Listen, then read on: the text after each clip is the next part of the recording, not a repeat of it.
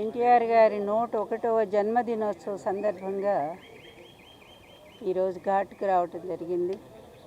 ఆ మహనీయుడు ఎన్ని సంవత్సరాలైనా ఆయన చరిత్ర అజరామరంగానే ఉంటుంది. తెలుగు జాతి ఉన్నంత వరకు తెలుగు వాళ్ళ గుండెల్లో ఆయన స్థిరమైన స్థానాన్ని సంపాదించారు. ఒక నటుడుగాను, అదేవిధంగా గొప్ప రాజకీయవేత్తగాను భారతదేశంలో కాంగ్రెస్కి యాంటీ పార్టీలన్నింటినీ కూడా ఆయన కలిపి ఒక తాటి మీదకి తీసుకొచ్చి నేషనల్ ఫ్రంట్ స్థాపించి మొత్తం భారతదేశంలోని తెలుగు జాతి గౌరవాన్ని నిలబెట్టిన ఏకైక వ్యక్తి ఒక నందమూరి తారక రామారావు గారు. నేను ఆయన భార్యని అవటం ఎన్నో జన్మలుగా చేసుకున్న పుణ్యం నేనది.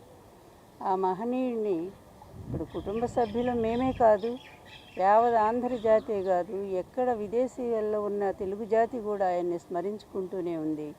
ఎన్నో చోట్ల మరి ఈ కార్యక్రమం నిర్వహిస్తూనే ఉన్నారు. ఎన్నో అన్నదానాలు జరుగుతున్నాయి, ఎన్నో రక్తదానాలు జరుగుతున్నాయి. ఇన్ని సంవత్సరాలు ఆయన చనిపోయి దాదాపు 28 సంవత్సరాలైంది. 96 ఆయన జనవరి 18వ తారీఖు మనల్ని అందరినీ వదిలిపెట్టి వెళ్ళారు.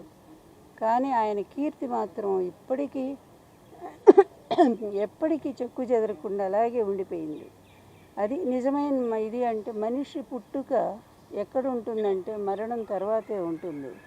మరణించినా బ్రతికుండే వాళ్ళు ఎవరో భగవద్గీత చెప్పినట్టు కూడా అటువంటి మహామనిషి జాతస్య ధ్రువోహి మృత్యు అన్నట్టు మరణం అనేది ప్రతి ఒక్కళ్ళకి అది సహజమైనటువంటిది. మరణించిన బ్రతికి ఉండటం అనేది ఒక్క ఎన్టీఆర్ గారికే సాధ్యపడింది అనుకోవాలా. ఆయన ఎప్పటికీ ఉంటారు. నేను ఒక్కటే కోరుకుంటున్నాను, ఆయన ఆశీస్సులు తెలుగు ప్రజలందరికీ అందాలి, ఎప్పటికీ అందాలి. ఆయన ఆత్మ తెలుగు ప్రజల చుట్టూనే తిరుగుతూనే ఉంటుంది. న్యాయం కోసం ఆయన పోరాటం సాగిస్తూనే ఉంటుంది. మళ్ళీ మంచి ఈ ఎలక్షన్ల తర్వాత మంచి పరిపాలన కోసం ఆయన తప్పకుండా ఆయన ఆత్మ ఆశీస్సులు అందిస్తూనే ఉంటుంది. ఆంధ్రప్రదేశ్లో మంచి సుపరిపాలన మళ్ళీ కంటిన్యూ కాబోతూ ఉంది. అదేవిధంగా ఇక్కడ తెలంగాణ రాష్ట్రంలో కూడా మంచి పరిపాలన వాళ్ళు అందించాలని మేము కోరుకుంటూ ఉన్నాము. ఎందుకంటే ఎక్కడున్నా తెలుగు జాతి, తెలుగు ప్రజలు సుఖంగా ఉండాలి.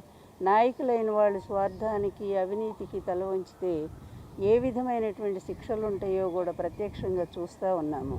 అందువల్ల ప్రజల కోసం జీవించే వాళ్ళు నాయకులు అనేది ఎన్టీఆర్ గారు ఒక్కరే చాటి చెప్పారు.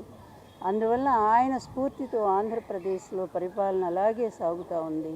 అదే కంటిన్యూ అవుతుంది కూడా. అందువలన రేపు 4వ తారీఖు జరిగే ఎన్నిక తర్వాత ఆంధ్రప్రదేశ్ మళ్ళీ ఒక సుభిక్షమైన శాంతియుతమైన పరిపాలన అందుకుంటుందని, అందుకు ఎన్టీఆర్ గారి ఆశీస్సులు నిండుగా జగన్మోహన్ రెడ్డి గారికి అందాలని కోరుకుంటూ సెలవు తీసుకుంటాను.